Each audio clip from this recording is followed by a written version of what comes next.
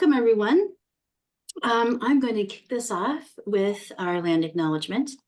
I'd like to begin by acknowledging that we gather today on the ancestral homelands of the Coast Salish people who have lived in the Salish Sea Basin throughout the San Juan Islands and the North Cascades watershed from time immemorial.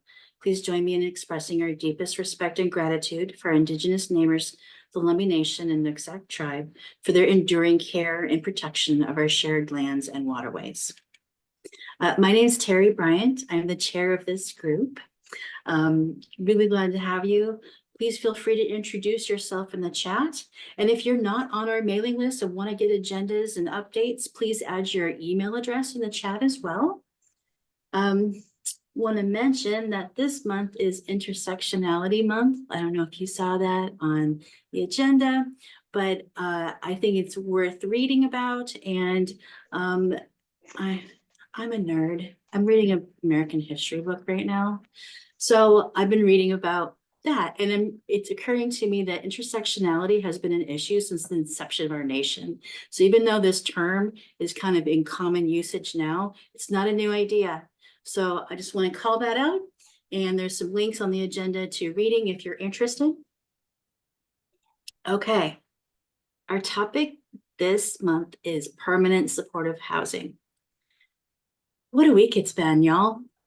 It's been amazing. I have learned a lot about what the community's perceptions are of permanent supportive housing. And there's a lot of things people don't know. And of course it is. You know, we get in this tiny piece of our world if you are working in permanent supportive housing or with it or alongside, and you understand it back and forth. And it's really easy to lose track of not everybody knows what the heck it is or what it's doing or how it's operating. And our community has more than one project of permanent supportive housing. It's not just 22 North. We have lots of providers who have permanent supportive housing. Now, we don't have enough to meet the need whatsoever. So I'm not trying to say we have a plethora of options, but the options we have are super valuable. So what I want to do today is kind of an experiment. I'm a little bit scared. I want to have small breakout group discussions. And so before I open these rooms, I want to just kind of explain to you my vision here. I'm going to have 6 rooms, and each room will have a facilitator. And this person is not going to do any presentation or anything like that, but it is a person who works in PSH and can answer questions and kind of guide your conversation where it needs to happen. I think when I open the rooms, you can choose which room you want to go to. But if you're in a room with a lot of people, it would be cool if you could like maybe go to a different room so other groups could have a robust conversation too. I'm going to probably hang out here in the main room. So if anyone gets lost or confused, I can route you to a breakout room. I think we'll see how my skills go. And I have questions for you to consider. And in your discussions, this isn't prescriptive. I don't want you to answer every single question or, you know, there's no real formula to your discussion. It's just it's like a prompt for the discussion, okay? So if we're going to have a good chunk of time, we're going to have 25 minutes to have these conversations. So if your conversation peters out, grab another question, start a new part of the discussion. So in each room, there's already going to be a note taker, and that's already been prearranged. You don't have to worry about that. And that person knows what room to go to. They know what speaker they're going to, or what facilitator they're going to follow. And then they'll share out when we rejoin here in the main room afterwards. Let's see. What am I forgetting? Does it make sense so far? Yeah? Okay, got some nods. Cool. I'm going to put the questions just in the regular old chat so everybody can see them. And you won't have to try to remember what they were. I'm pretty sure you can see the main chat in the breakout room. I'm kind of gambling on that a little bit. Okay. Terry, I don't think you actually can. And so I usually like copy it so that I can drop it into the new chat that starts up in the breakout room. Because I've experienced that. Yes. Smart, Devin. Thank you you. are smart. So I'm hoping that either facilitators or note takers will copy the questions I just put in the chat, transcribe them into your new chat in the breakout rooms. Okay. Well, here goes nothing, y'all. I'm gonna open the rooms. Pick one.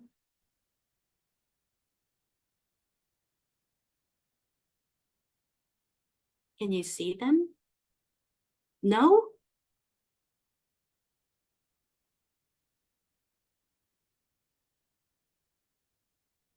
Yeah, a little thing popped up at the bottom that says join a breakout room. So I'm hosting, I'll join the one that I'm in. And then I think people just Okay. assign themselves. Yes, you can pick which room you want to go to. So if you can't figure out where to go, if you go to the bottom right of your screen, it says more. You can click there, click on breakout rooms. Hopefully that will bring up an option for you to choose a room. If you want me to put you in a room, I could do that. And I am the note taker, but Jenny is going to be the facilitator, and I don't know. There's Melissa. Yeah, so we're waiting for Jenny, who's the facilitator, and hopefully Jenny's going to be here.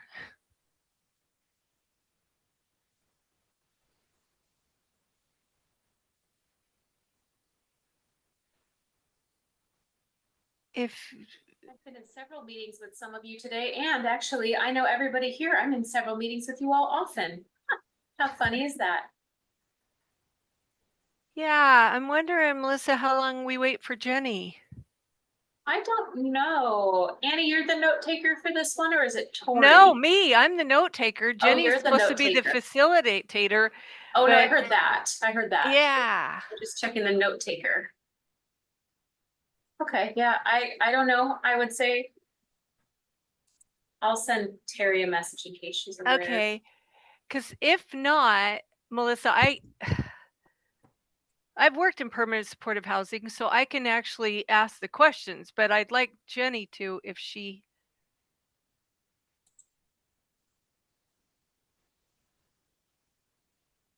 Maybe let's give it like another minute and then just get started. Yeah, I think so, because we don't want to wait too long.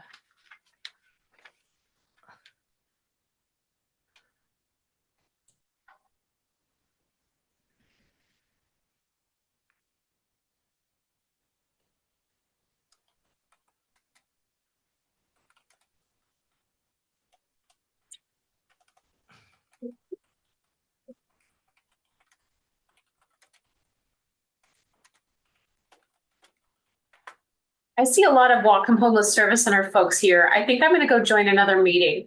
Not that I don't want to see you all, but just to get a little bit of spread outness for our teams. So let's hope this works for me. And you let Terry know?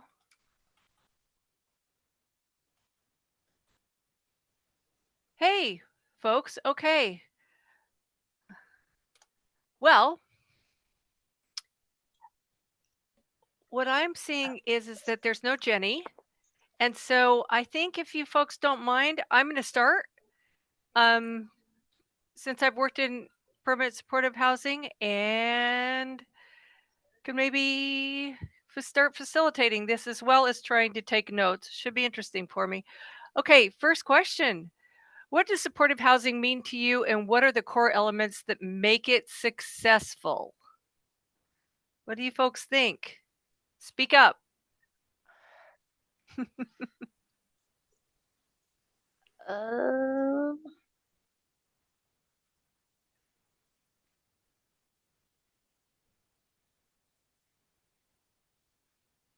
I have some thoughts. Okay. For me, it's more than just a room. It's more than just a lease.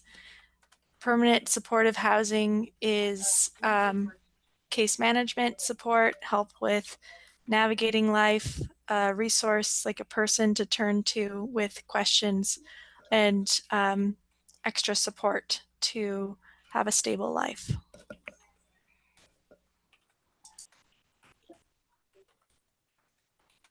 Okay, that's great. Anybody else?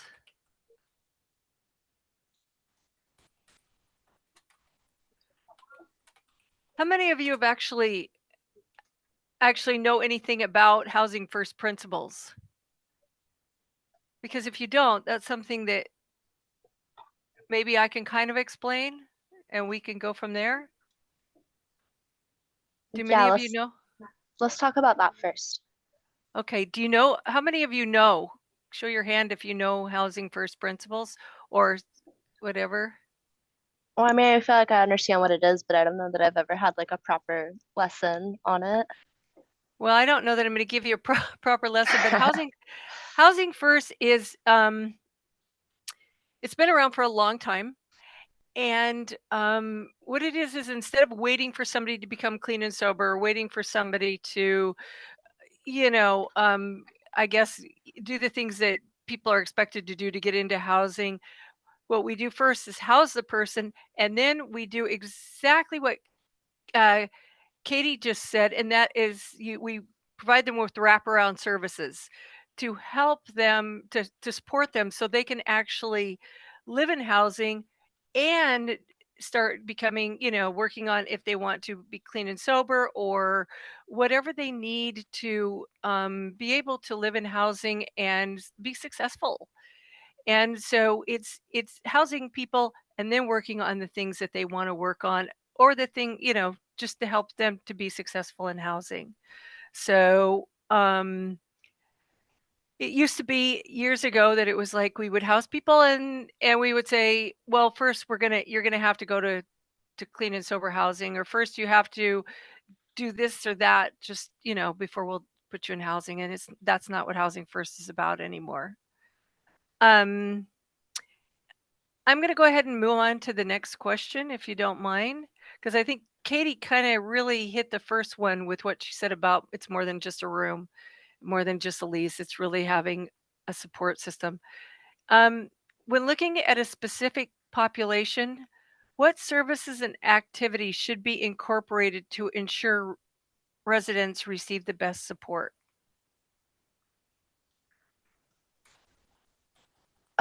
Well, Katie said case management, and Right? I honestly just feel like having like a community, a solid community around you, like you have neighbors, like people live there with you, essentially, I feel like that is important for people to feel like they're a member of something. Very good. Thank you. I'm taking a few notes too, just to help you. And you will do better. I think like Um, having like accountability buddies around you, making it Yeah. easier for uh making it easier to make good decisions, and also and every little healthy adaptive decision makes it easier for future healthy and adaptive decisions. Vaughn, Um could you start with the very first words that you said? I missed it. I'm sorry. accountability buddy, it's the you have your buddies who Okay, help you great. stay, yeah. um And I was thinking too, like one of the images in my head. I hope this isn't offensive in any way, but I think of like a adaptive playground equipment, like just as an analogy of like where permanent supportive housing, it's housing that's adapted for the residents there, and playgrounds that have universal design, regardless of any kind of physical disability. Every kid or or adult, if they want to, can utilize that equipment and um, partake in uh, interacting with everyone else on the playground in a safe way. I don't know if that makes sense as an analogy, but that's what I was thinking of. I think it's beautiful, Vaughn. Thank you. I also really liked what you were saying about the accountability buddies. Is that accountability buddies? Because I was thinking along something similar, just thinking about how important like role models are, or just having some structure so that folks are set up to succeed and given really positive examples to take their next steps. And yeah, those accountability buddies are really important. Yeah, I definitely think being able to see other people in similar situations as you succeed helps like make some of the hard things that you're doing seem like more possible rather than like this like impossible task at hand. Like you have evidence that of your fellow community members.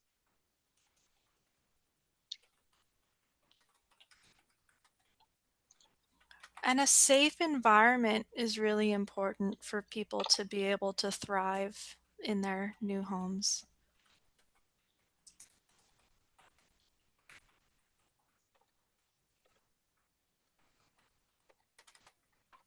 Okay. Hey, Kristen, Yeah. I have a question going back to the housing first Sure. model. I think there's a lot of misunderstandings about housing first, and I wonder if you can talk about when we're looking at a housing first program, does that mean that there are no rules? Does that mean that there are no expectations of a person's behaviors? Can you talk to that aspect at all? So, no, that's not what it means. Um, the thing is for housing first, it, no, it does not mean that. What it means is that somebody gets in and you have a group that helps people in a true housing first. We don't have a lot of true housing first models around here, to be honest. We really don't. Um, in a true housing first model, what they'll have is a team, like a packed team, um, a team who goes out and they actually help folks to understand the rules, to understand how to be successful in housing and basically, how to keep people healthy, how to keep people safe, and how to how to help people to keep them from being kicked out because there is not any sort of program, especially if you're working with landlords, that is going to let you just trash a unit or, do things. There are expectations, yes, but some people have really never lived since they were younger in housing. And I can honestly say I've worked with a lot of folks that have struggled when they first get into housing, and those folks need people to help them to adapt to what it is, you know. Um, for example, I've had people that moved in that were scared to move to live in an apartment bigger than a studio because they were afraid of, I mean, it was just too much for them. So they lived in one room in a tent. And so that's where you need people, a group to help them out. But unfortunately, in every sort of place, you're going to have to have some sort of accountability. You really are. And I don't think that housing first is letting people is just saying, okay, you can move in here and just trash the place. That's not what it is. But there are things that could be done. I think, has everybody heard of harm reduction? I think what we're really looking for is harm reduction in places. So in other words, when you move in, this is going to sound kind of maybe off to some people, but I had years and years ago somebody who was a heroin addict who moved in. And I knew he was never going to quit. He couldn't quit. That wasn't something. So, what we worked on was a harm reduction model where he didn't do heroin in the unit and he didn't bring it back and he didn't leave needles lying around. He had sharps kits and things like that. He never bothered anybody. And he actually could still live his life, do heroin, which some people were really saying, how can you do this? And I said, because he just can't stop. He couldn't stop. And the other thing is the person was dying. I was going to ask him to change his life then. And so he went in and he didn't bother anybody. He was a great tenant and he was still able to do the things that a lot of people frowned on. and that kept him out of housing, but he was a good tenant. He really was. Does that answer anything? I mean, I don't know if it really does answer to everybody, but I think that housing first, it's not about just it's not about throwing somebody in and saying good luck. Because if somebody does, you know, if they can't understand how to adapt to living inside, then we need to work harder to help them learn how to adapt. That's what it's about. That's that's what the way I've always understood it. That's the way it was when we first started the whole housing first journey. So it's about helping people to adapt. It's about giving them an accountability buddy and more. But it's not only just that. We also have to have mental health. We have to have physical health. We have to have, so we have to have nurses and mental health counselors and case managers. It's a team, is what it is. So I'm sorry, I've talked enough, folks, and that's not, but if you have, if it didn't answer your question, I'm sorry. No, that's great. Thank you, Kristen. I think my summary of that is that Housing First focuses on what are the rules that have to be in place in order to keep a building going, and substance use itself is not necessarily a rule that has to be enforced. It doesn't, only behaviors that can lead to eviction need to be enforced, if that makes sense. Well, it depends. When we say substance abuse, certain things like meth, they're going to ruin a place. And sure, every case manager would like to work towards getting people, clean and sober if they want to. But sometimes that's just not something that happens overnight. It just isn't. And when I say this, people are going to say, "Oh my God, they're using in the building." Well, maybe they're not using in the building. Maybe they're using somewhere else. So, and they're still managing to keep their building clean and safe. We work on everything.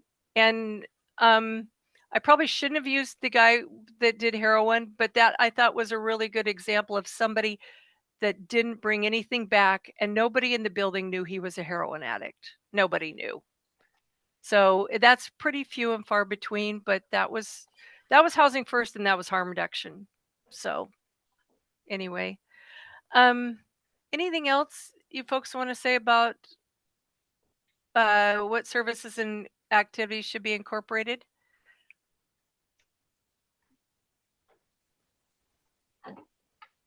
Do they have like fun activity program? Like, I mean, I'm sorry to use this example, but like at like a senior home or something, they like get them together for like meals and games, or like a gardening activity or a field trip or whatever.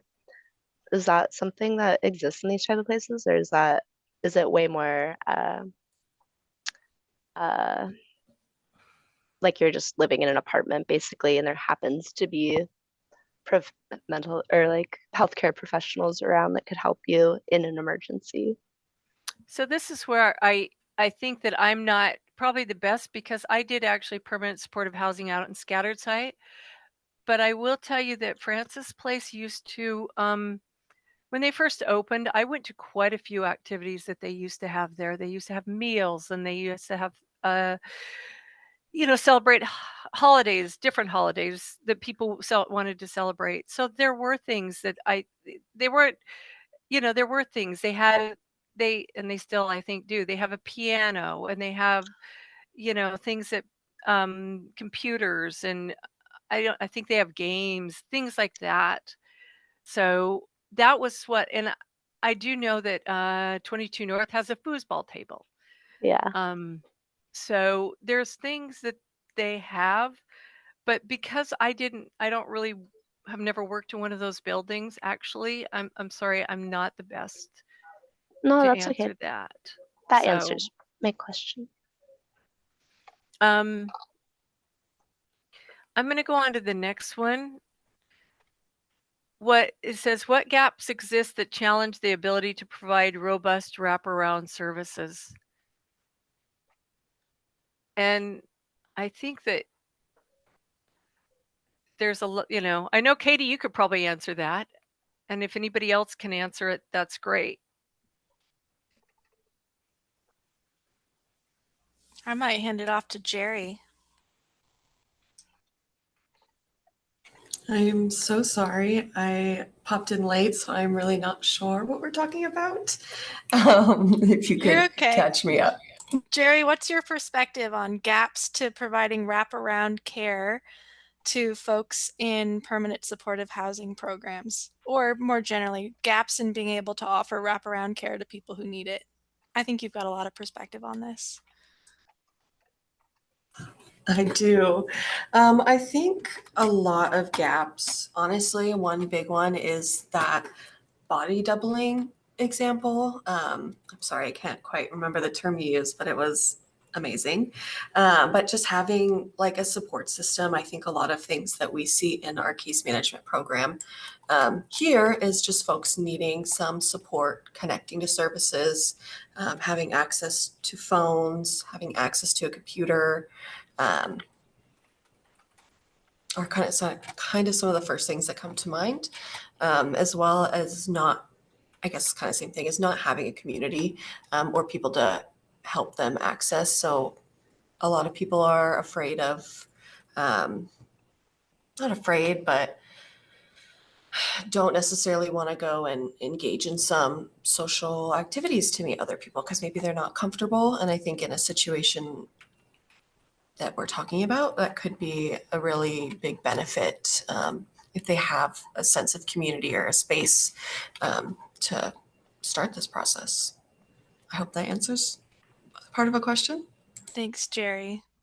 And I'll add, I think that there just aren't enough of the intensive services that are needed. For example, help with medication management. There's not enough programs that help with medication management, or there's long waits to get into them. Accessing behavioral health services can take a really long time for folks. It's hard to like follow through with the process from beginning to end to get connected to those services. Yeah. Do you feel like someone being in permanent supportive housing, like with that community, that is a benefit? Like you're saying, like that's a benefit to them being able to kind of like stick it out longer and like wait for more or different benefits to arrive, kind of. Yeah, I find a lot of folks that we work with don't have support at all. Yeah. And so having supportive housing come with community or just access to services like a phone or a computer, Yeah.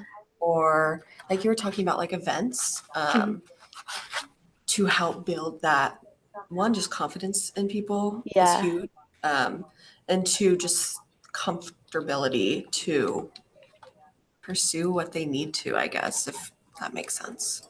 Yeah. That does make sense. Thank you. Oh, go ahead, please. I was just going to add, I also think there's a gap in just care coordination communications. Like, I would love someday, it's on my list, to work with Opportunity Council to alert case managers in permanent supportive housing programs of their residents' appointments at Unity Care to help them to get to those appointments, and then also a system someday of when patients want this extra support, sharing like the follow-up plan that their doctor wants them to, carry out after their appointment. I feel like just gaps in communication tools right now contributes to another reason why the wraparound care could be hard. I think HIPAA makes that kind of hard right now.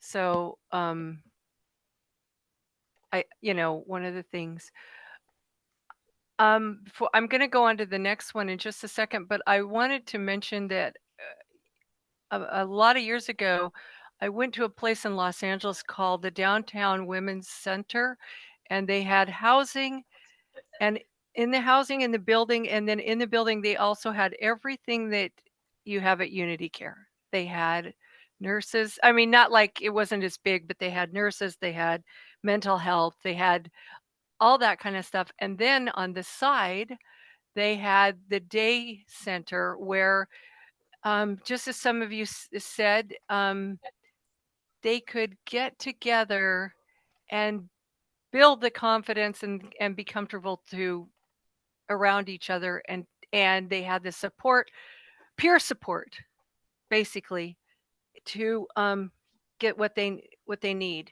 So, and I thought that that was great and probably really expensive. So Yeah. that's sad. Anyway, the next one is, what role does community and belonging play in a PSH project? And I think you probably just answered that on all that. Yeah. So we can go Plays to a the next. very, very, very big role. That's for sure. I think it does. I agree. Here's one. Let's go to this one. What do you wish decision makers understood better about permanent supportive housing?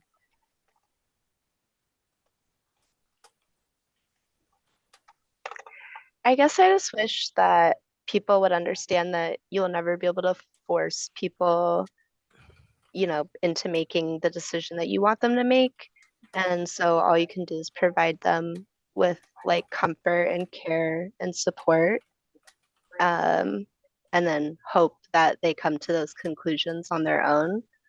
But I mean, there's a lot of really severe mental health and drug problems for people. And I mean, I just think it's important to remember, like, you don't know how someone's brain works, so you can't expect them to want or see the light that you see. They just might never see it. So just keep them comfortable and safe, and other people safe. That's what I think. I wish more people could accept that. Harm reduction. Yeah.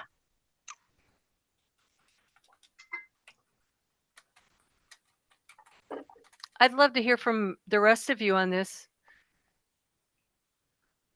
Anybody? Sorry, I came in late. This is Shenandoah. What are we? Is there a quick overview of what you want to hear from us about? I want to hear, what do you wish decision makers understood better about permanent supportive housing?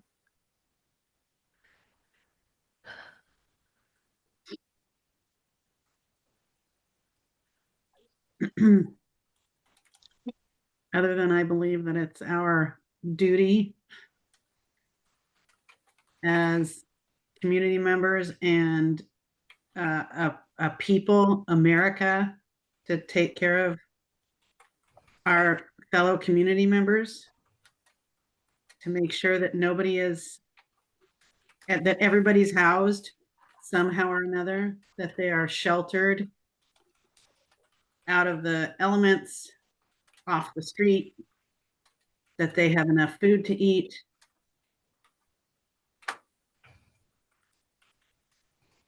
that their health and wellness is cared for. Like, we're all human beings, and we all just need to take care of each other. I think that I agree. And I think that I just wish that people realize that these are real human beings we're working with, and that, you know, just because somebody has a mental health issue or a substance use, they still deserve the opportunity to be given housing and the opportunity for us to work with them. And I think my experience, and I think in this town, a lot of people tend to just kind of dismiss what, you know, a lot of folks are experiencing homelessness right now. And I think a lot of people are just like, get them away from my businesses or whatever. And there's just a lot more to that. They're not just like critters on the street, you know, these are real people that were children once. And I think that's something that really sticks with me is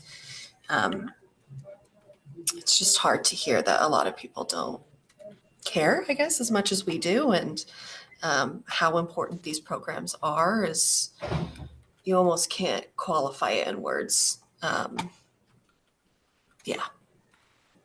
Well, and that goes back to the fear of the homeless, the fear of the drug addict, criminal that's walking our streets.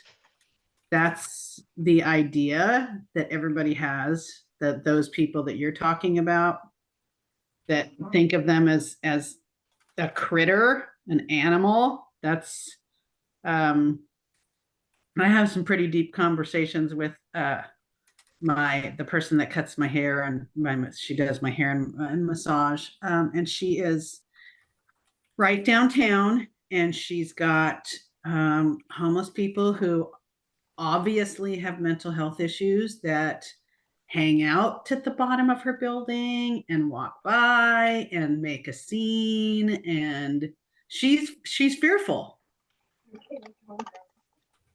So having to deal with that, I can completely understand. And so her idea of it is that all the homeless people are crazy and drug addicts.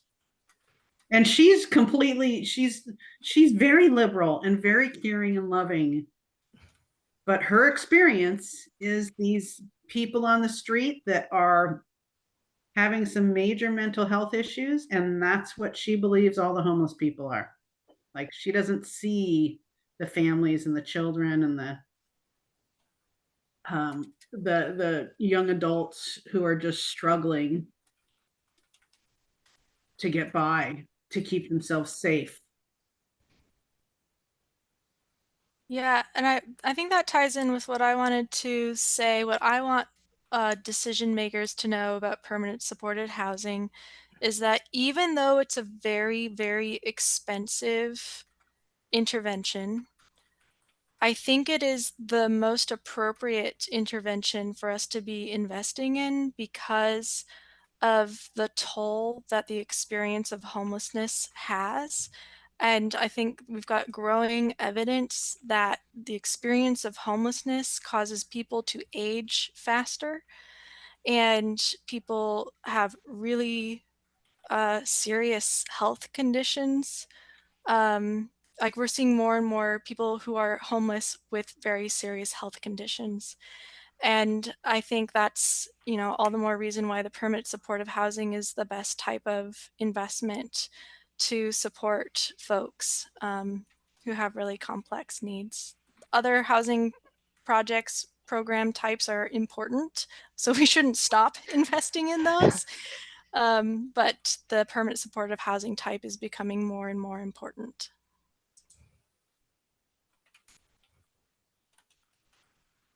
Yeah. Yeah, I agree with all of that. And for me, what I think I'm seeing with our decision makers is that I think people conceptually understand, like in a generic way, that like there's a system, there's a continuum of housing, and there's a continuum of homelessness services. But I don't think they understand it viscerally. Like, permanent supportive housing is not supposed to operate within a vacuum. And we talk about wraparound services, but I get the sense that when we talk in general meetings, when we talk about wraparound services, people are imagining that that things should be within, like an organization should have all of the wraparound services within itself, instead of those wraparound services are, yes, part of the programming of the organization and also part of the entire system, and every single organization and every single set of programs that every organization has, all of that is wraparound services as well. And we need every single organization has to have well-resourced wraparound services. So then I feel like, I guess there's just this concentration and unfair expectation of each like low barrier organization to be perfect, to have like a 100% success rate. And I mean, that just well,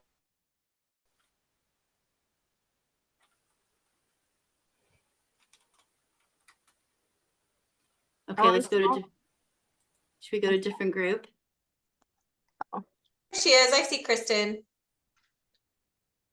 Kristen, I was talking about you. Well, stop.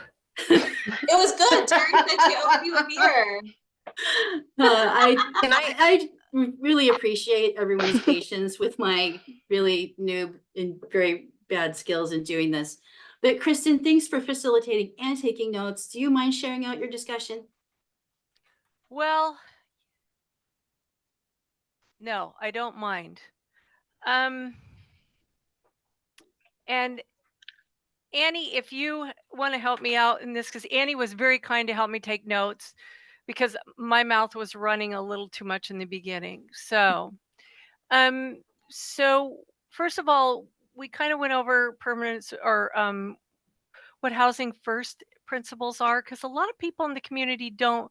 I mean, they have an idea, and I wasn't the best person to explain. So I kind of wish that I would have written some stuff out before, because I didn't think I was going to be facilitating, so I didn't.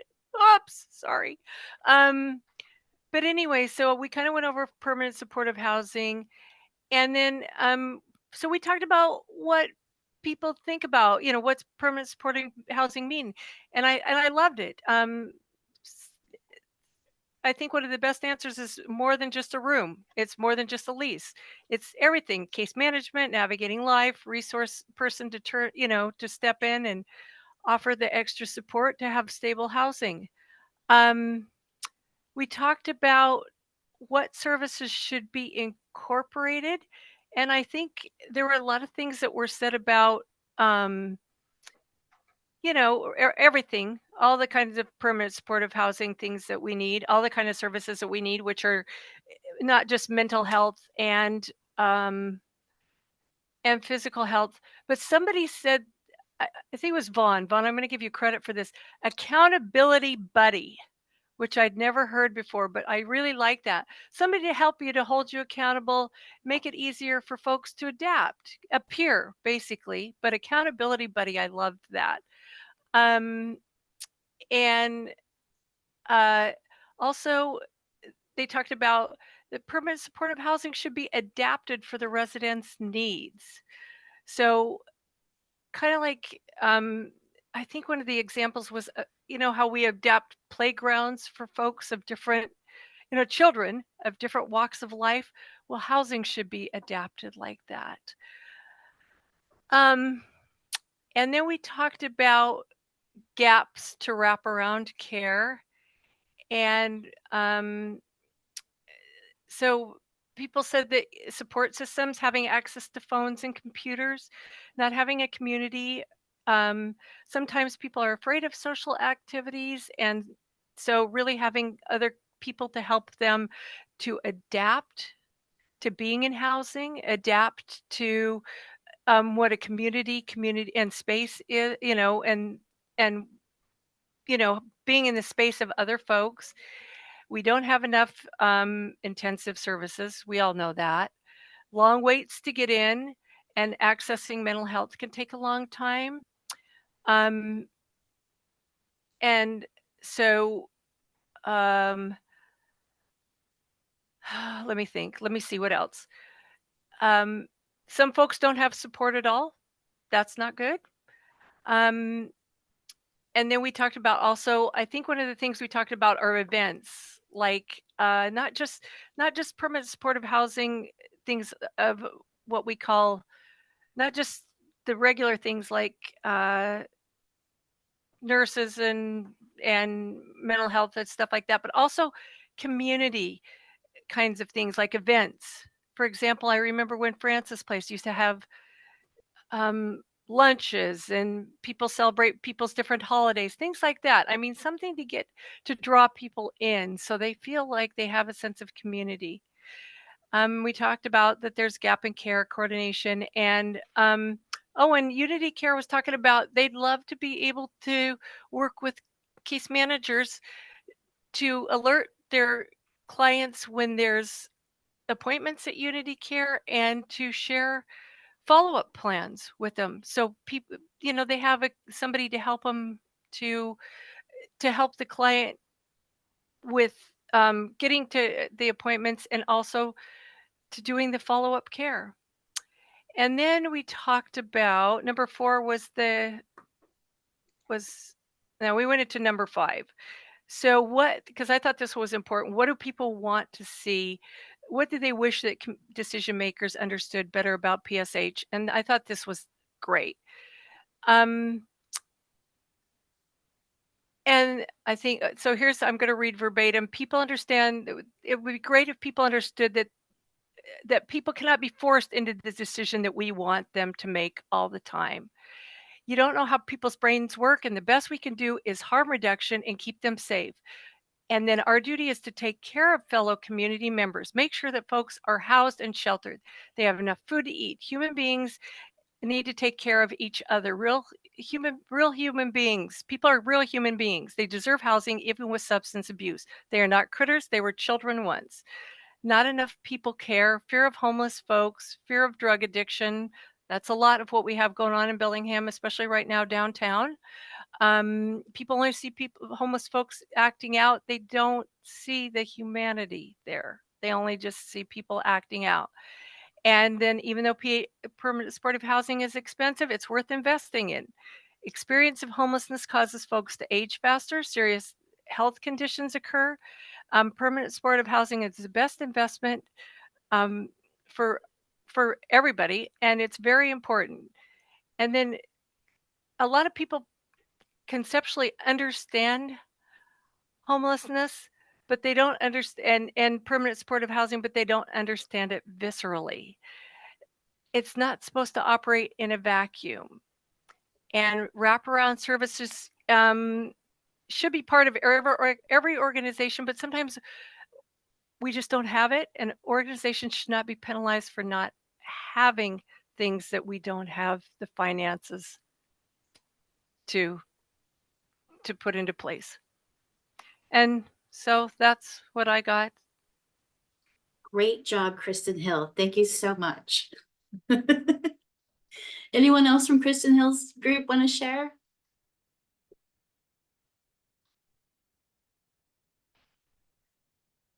Okay, now I'm going to pick on Rebecca Dosa.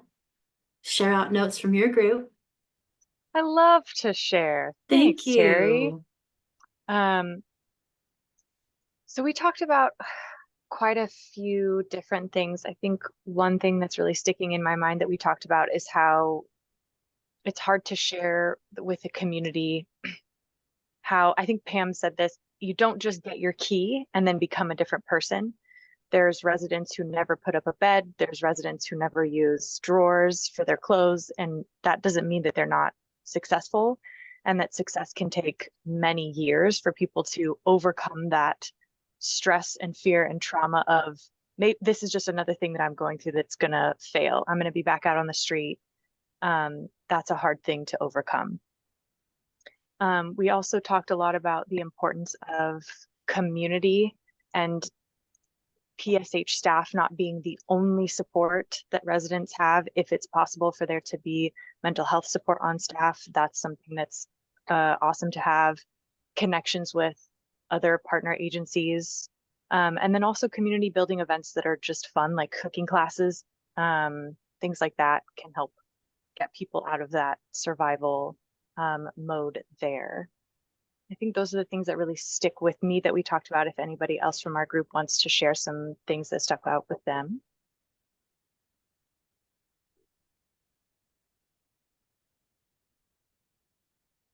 Thanks, Rebecca. Great job. Really appreciate it. Okay, now I'm going to pick on Diane Bersner. Diane, are you ready to share out? Sure. Thank you.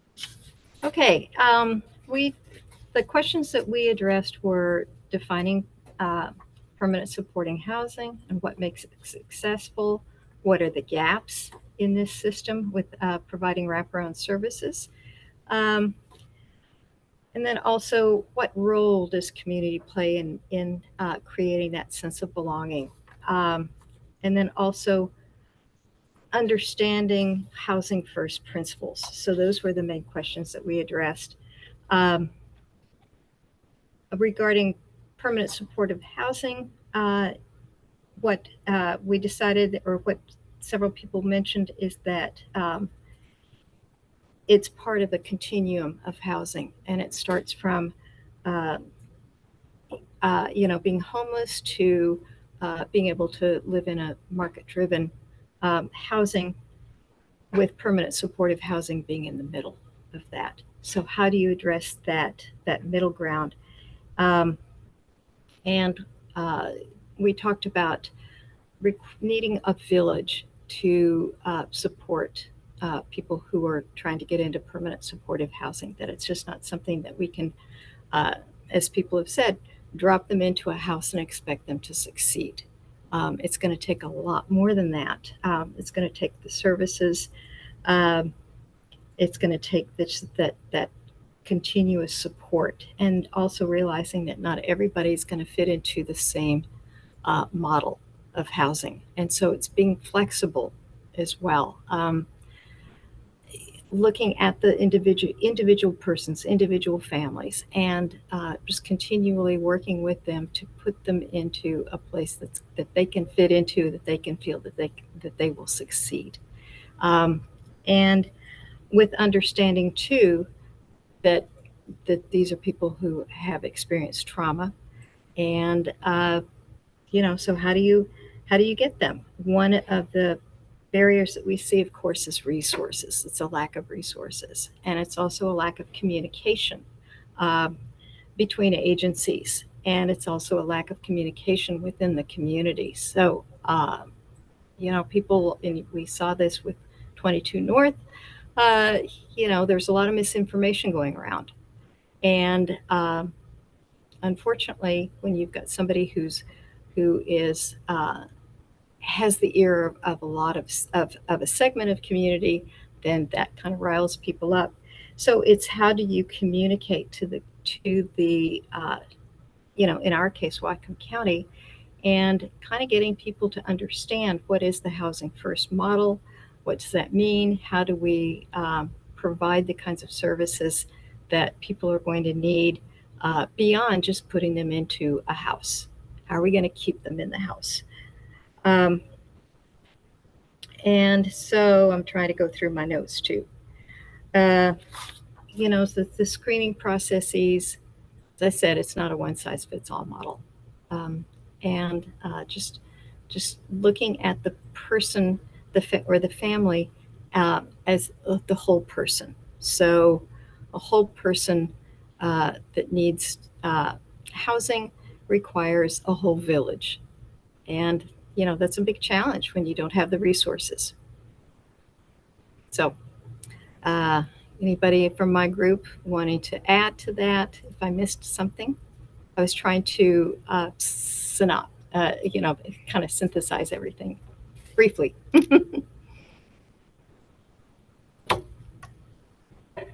Thank you, Diane. Really appreciate that. I'm going to say something out of turn because I hear a theme. It takes a long time to recover from your trauma. And I just have an example of that is top of mind for me lately. When I worked doing referrals, I did Rebecca Dosa's job not long ago, and I referred a person into housing straight out of inpatient treatment. That is unheard of, for the stars to align and for that to happen. It happened.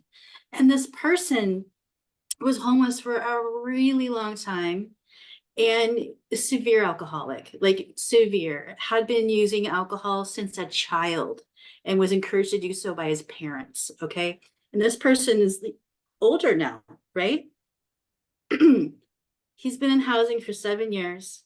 He's been transferred between 3 different projects, different operators, to find a good fit.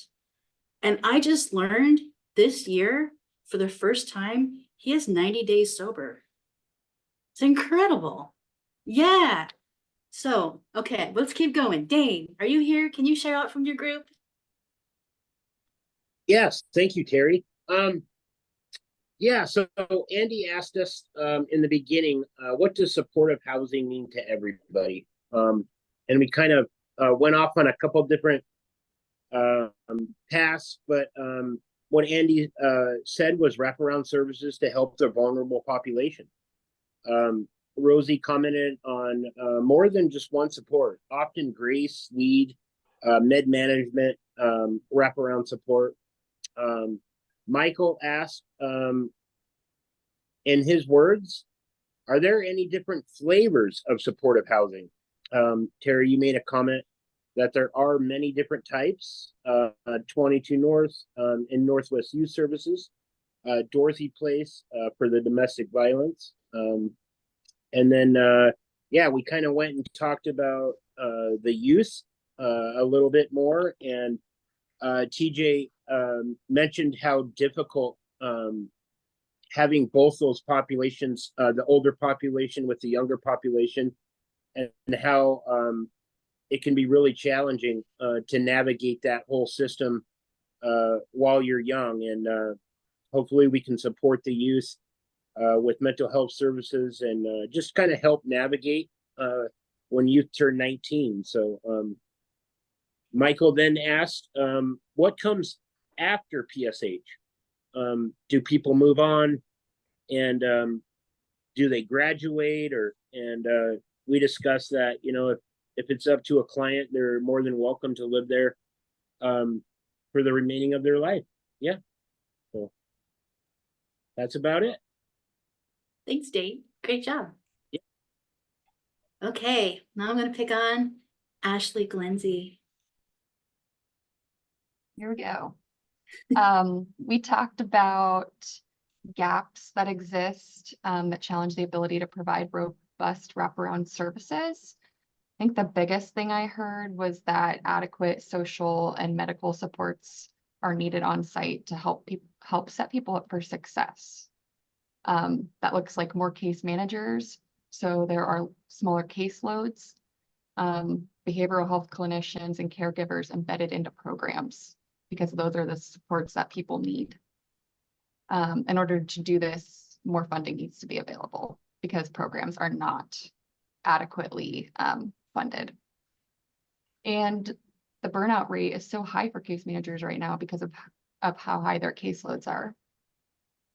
And we also talked about needing greater accessibility to treatment when people want to go. The other prompt we used was, what role does community and belonging play in a PSH project? Community and belonging plays a big role in any program involving people who are exiting homelessness. And one thing I would add to that is that we all need community and belonging as human beings. The transition from sleeping outside to suddenly having an apartment is difficult. I've heard that a few times already. It can be very isolating. And someone shared that they have known of people setting up a tent in their room to sleep in there instead of sleeping in their bed. Let's see what else. We talked about the general community's view, and it seems that there's a misconception or this view that once someone's housed, all their problems are solved. But really it takes time to work through things as humans. And truthfully, wellness is a complex thing, and it takes time to heal. Thanks, Ashley. I forgot to ask Dane and Ashley's group if there's anyone else who wanted to share out before I keep going. I just kind of steamrolled there. So jump in if you want to say something. It's not formal. And if no one wants to, then I will ask Marisa to share out, even though she did put a copy of her notes in the chat. Thank you. I know you're a perfectionist, but we have folks joining on the phone and such. So can you please share out your group anyway? Yeah, I put them there just in case I had a tech glitch, because that happened to me last time you asked me to do something like this. So, okay, so in our room, Amanda led it for the discussion. We talked about how PSH offers a special opportunity for folks with high needs and barriers to get housing, offers wraparound services, the ability to work closely with case management to gain proper support and be successful. Support can change depending on levels of clients' needs and, increase or decrease depending on goals and what people achieve and what pace they're willing to work at. We talked about funding that allows clients to afford housing to become housed and afford all the costs associated with being able to survive that, right? So PSH, because it's a fixed income situation, you pay 30%, 50%, whatever the case is, it still allows you something to be able to survive. PSH supports agency and provides a safe place for people to focus on their self-identified goals. Moves a client from survival mode and allows them to relax enough to work on goals they couldn't achieve while experiencing homelessness. A number of supportive services come to PSH buildings and meet folks where they're at. And that leads into how consistency and environment allows people to become more comfortable, build agency, build community, feel safe enough to be able to reach out and actually engage in services. PSH allows folks to work through their barriers in a unique and safe environment. Also allows people to cook and prepare meals, share resources, make connections with others by other means than just having a strict face-to-face connection, right? So it gives people the ability to be able to offer things to each other and actually have some laughs and spend time together. We talked about how PSH staffing and funding are important, and this is key to help create and maintain community. Suggestions to bring in services that help increase life skills. That was a big one Bart actually brought up, and that to me is a really big one that sticks out because so many people, just as we've been talking about, you get placed into permanent supportive housing, you might not have those life skills and you need them, right? We talked about how reoccurring services show support, create routine, and build trust, and how important that is. On building trust and consistency in a PSH setting is key. And no matter how small the interaction, there's still a positive impact that results from that interaction. Talked about how residents come from different backgrounds and separate themselves from what their street family is. But it's important for someone to create a new community and connect with new faces and build trusting relationships. Hence why we need wraparound services, case management, getting to know your neighbors, having events, all that great stuff. Creating a system to avoid a client from isolating themselves in their new surroundings is also key. Again, wraparound services, case management, good events, positive things. We worry about what would happen if PSH were to be taken away. And some of us recall what things were like before PSH was widely used and known. And I've got stories about that from back in the day. It's important to create awareness and understanding about permanent supportive housing. Differences between those that are hired by the county to work and those that are elected to represent on the city council. Michaela Mandala, that is her big point in what we had for a discussion. And Michaela, I don't know if you want to chime in and give more on that. And then just a couple more. Lawmakers need to look at PSH outcomes and operations holistically. Permanent supportive housing expectations should be different due to the populations we serve compared to those that are housed and do not require this type of support to thrive in the community. I think that points to some of the comments that have already been made. There was a comment of it would be helpful to see some case managers work later in the evening and after hours to extend support. I also think that plays into helping people not feel isolated, right? Because a certain time of the evening, people are going to sleep, who's doing whatever. People tend to, kind of isolate. So it'd be great to see extra support during different hours. And basically that open PSH units, it might be a good idea to fill them and help people within other populations of potentially different incomes. And that's something that Alana brought up. And Alana, I don't know if you want to extend on that thought either, but that's what I got. Thanks, Marisa. I think I saw Michaela saying, no, I don't want to say more, but if I'm misunderstood, pipe up. I won't put you on the spot. Does anyone else just want to share anything with the greater group? I'll just pause for a moment for that. I was going to ask a question about information to the community about the homeless community and I mentioned something about the fearfulness of that community to a lot of people, because they just feel like they're all drug addicts, they're all criminals.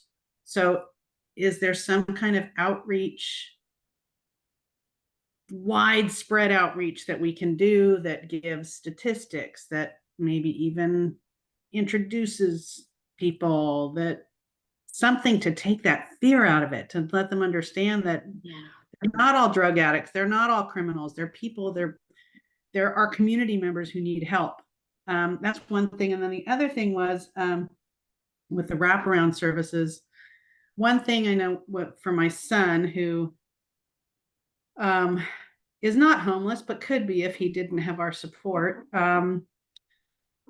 One of the problems that we've had is getting him, first of all, of course, he's just recently has decided that he wanted mental health support.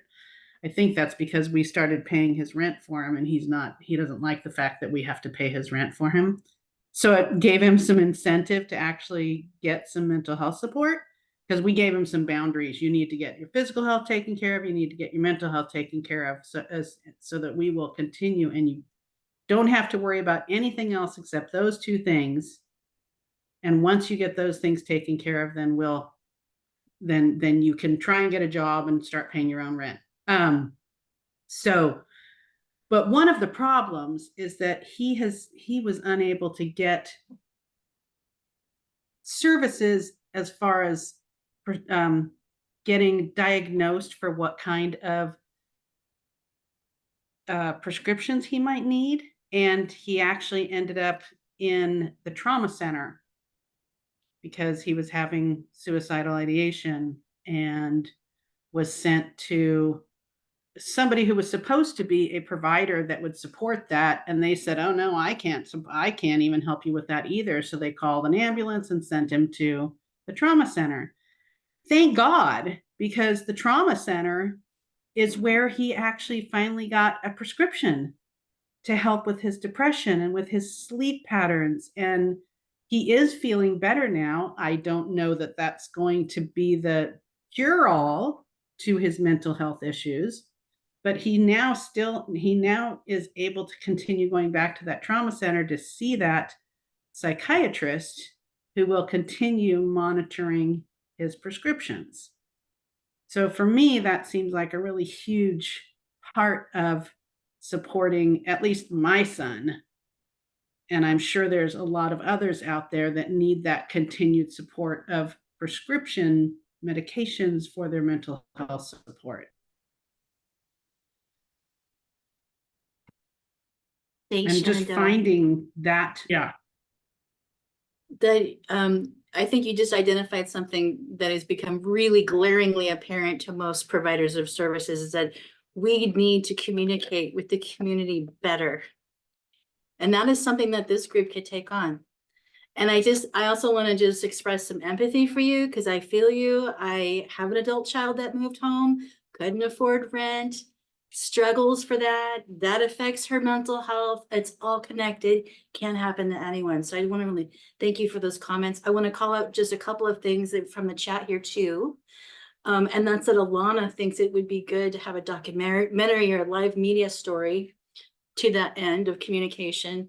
Nurse Lacey points out that even if you use drugs, you still have value as a person. A community forgets that, but it's so true. And Bart adds, it doesn't make you inherently dangerous. And Jerry adds that psych is a huge barrier here. And Lacey points out that there is same-day psychiatric care available through Compass, through MCOT, and I think that I can't remember what it stands for. Mobile Compass Outreach Team? Mobile Crisis Outreach Team. But Thanks, Lacey.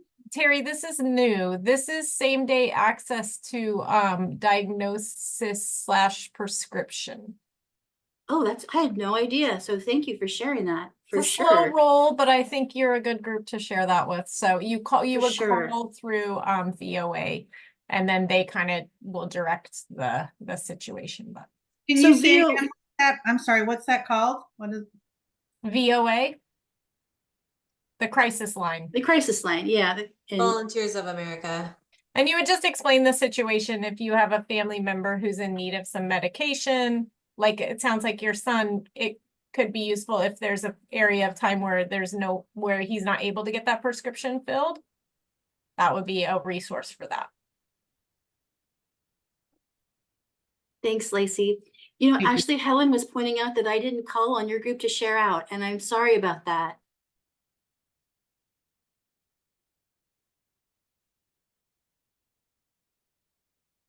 Did you have a note taker in your group, Ashley? All right, I thought you were talking to Ashley Glancy maybe, but that doesn't, she shared out. You did, Diane. Diane was our. Oh, yes. Okay. Okay. Yeah, shared out. We're good. I had a couple things I was gonna add, but Andy's had their hand raised, so I want to have them talk, and I'll put my hand back up to be in the background. That works for me. Thank you. I If I can appreciate figure it that. out. Thank you. I appreciate that.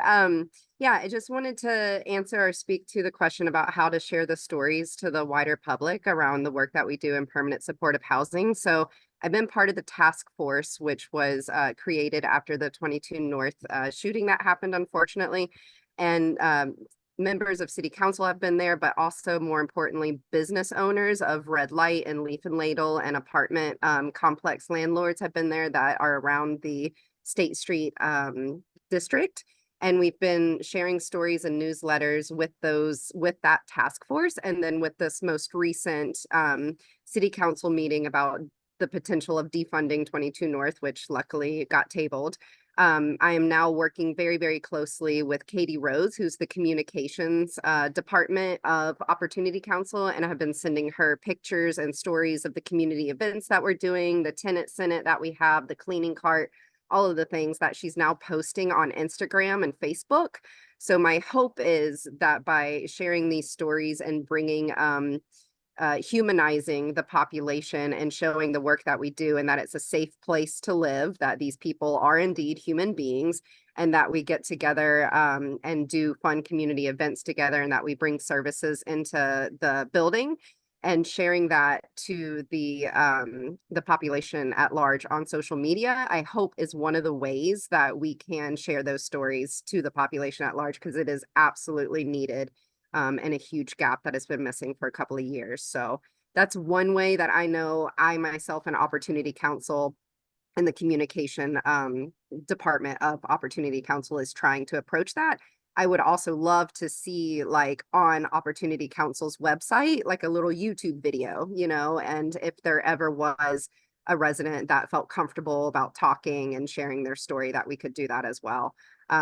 This is kind of big picture and kind of abstract and out there, but one thing in my job as community engagement coordinator that I've daydreamed about and have kind of been waiting for the right ingredients, if you will, or the right climate, is to have like a barbecue on State Street where residents are coming out and just having like a barbecue, and business owners can come, especially Logan from Red Light and Linda from Leaf and Ladle, who even Linda from Leaf and Ladle came in and did a soup day and cooked soup for the residents, and that was really beautiful.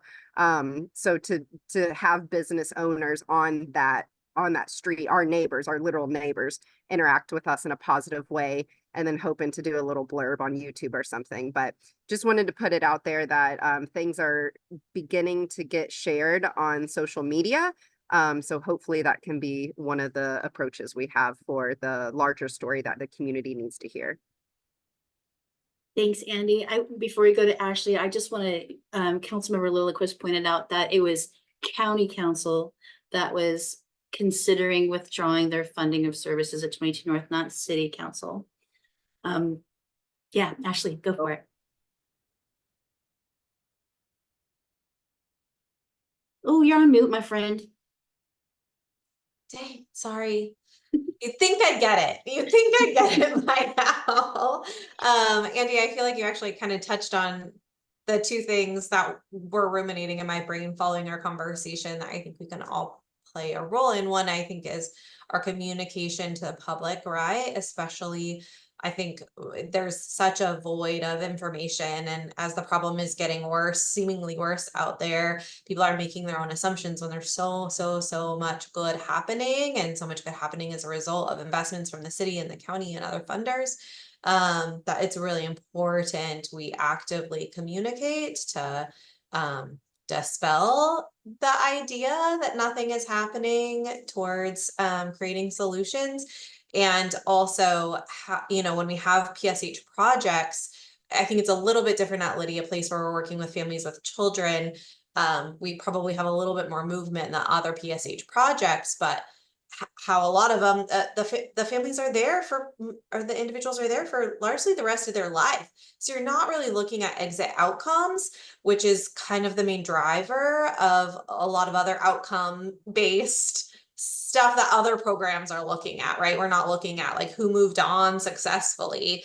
And so kind of I think we can get and need to get creative about how we tell client stories. How we tell client stories, because otherwise it's just sometimes you're looking at then the bad data, right? Who moves out is maybe who got evicted or who passed away in their unit, and there's not much of that thread of talking about like the humans and the work that is happening that's supporting families staying in their unit. And so I think we have lots of space there. And then the other quick thing is just on that connection to community and belonging. I know that's something that we've been spending a lot of time at Lydia Place talking about. That's actually our strategic plan is going live tomorrow, our new 5-year plan, and that's one of our initiatives is really centered on that. And when you have PSH units, I think there's lots of opportunity for belonging and community to be built in there. We see that happen all the time. And also, there's people are there because of shared circumstance, not necessarily shared interest, right? And also in their own healing and journey. So we can't also just expect everybody in PSH units to build their own community and be friends with each other. And there's a lot of research that shows the strength in having properties that and communities that are integrated, right? Across socioeconomic and other demographics that you kind of lose, which when you have these very needed PSH projects to provide a very specific intensive type of service.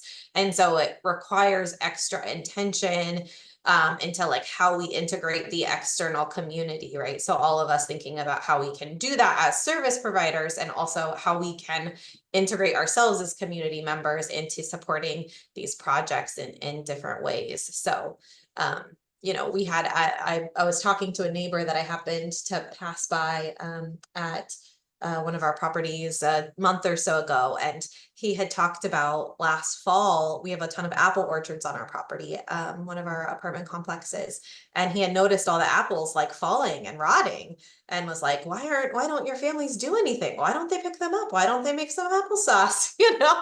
So it's like, well, it's not at the top of the mind, right? And so he's like, well, maybe I can use your kitchen and come and make applesauce. And if people want to join me, great. And if not, they don't have to. And I can just, like be there and help make use of them and help share in this gift of cooking if that would bless your people. And so, I said this fall, let's talk about it. But I think again, just getting creative and saying yes, and how we can all use our gifts and in different ways. So anyways, I'll put it at that. Thank you, Ashley. I launched a poll on the down low here about whether we should do more of this.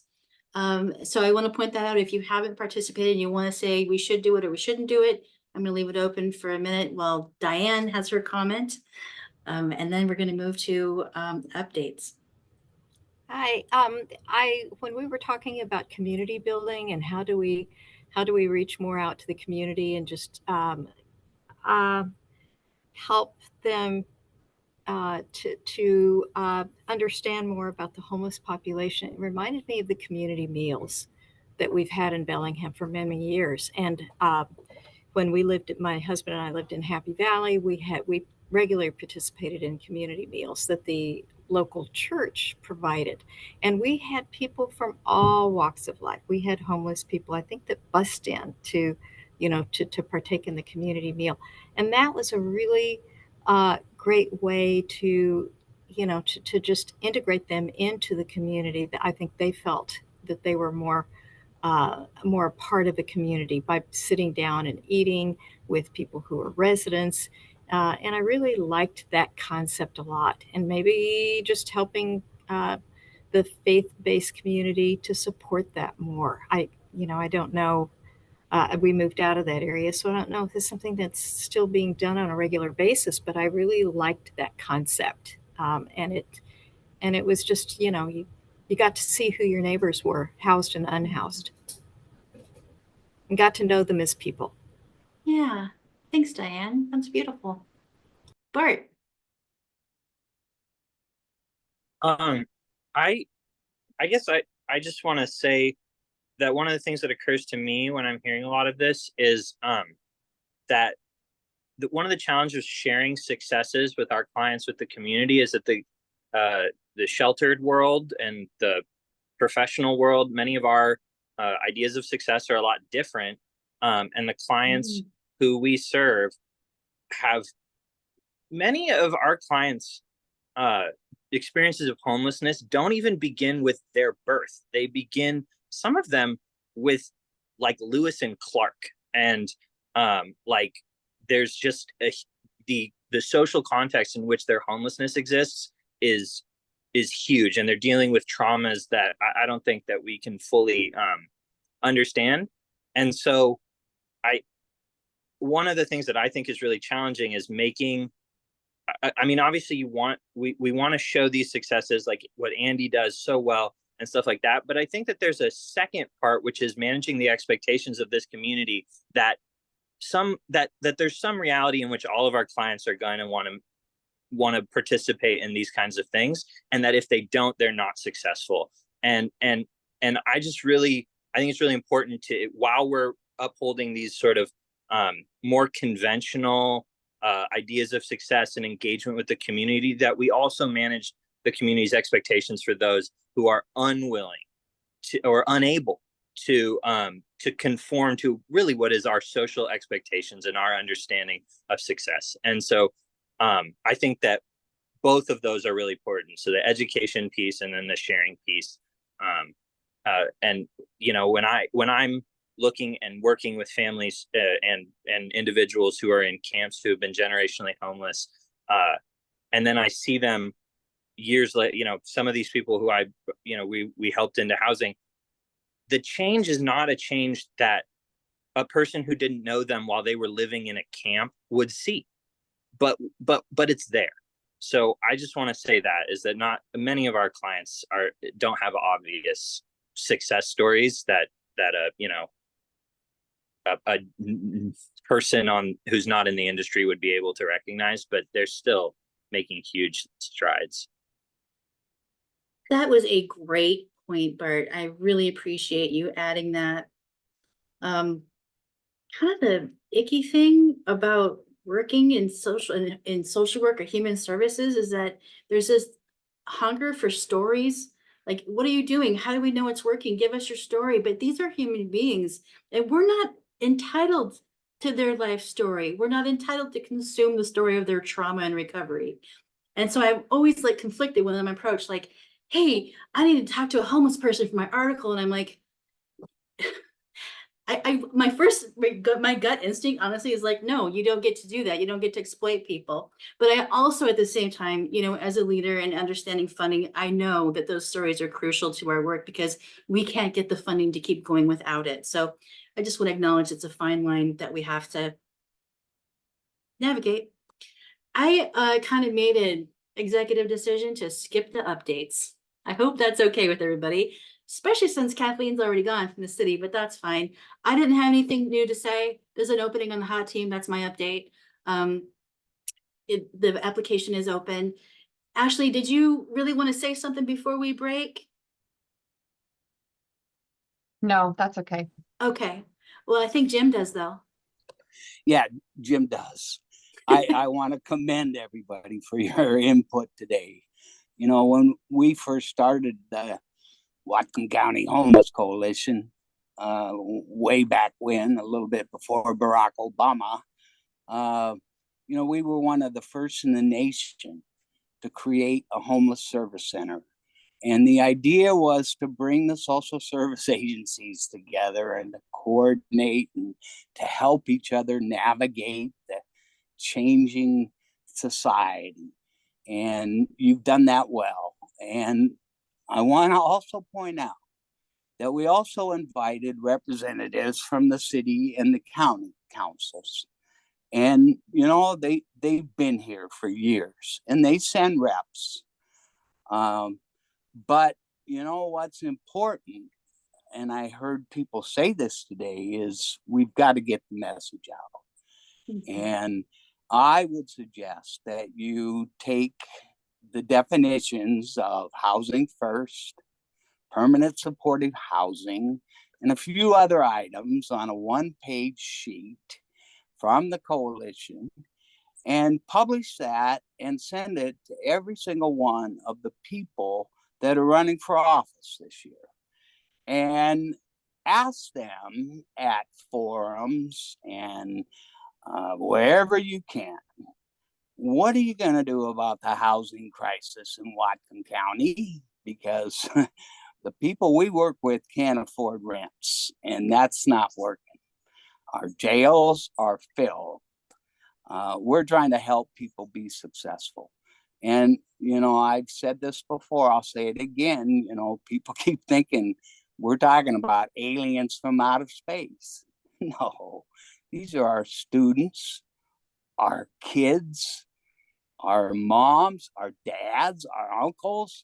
These are our neighbors, and we need to treat them like neighbors and help them where we can. And then from there, you know, start talking to clergy in Whatcom County, not just the Christians, but the Jewish people are interested in this, as well as all the other faiths. Go to the faith communities. They'll be more than willing to put on a half-hour, 45-minute panel of you who would like to share with them some of the experiences. And then you can let them know the definition of what it is that you're trying to do. Anyway, you're all doing a great job. Thank you. Thanks, Jim. That was a great suggestion. And I'm just so glad that we recorded this meeting. I'm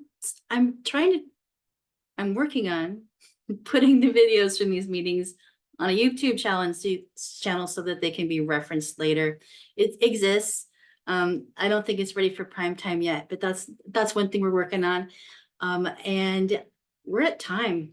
I appreciate everyone so much. Thank you for facilitators. Thank you, note takers. Thanks everyone who participated, shared, listened, and just spent the afternoon with us here. So thanks again so much. We'll see you in October. Have a wonderful evening.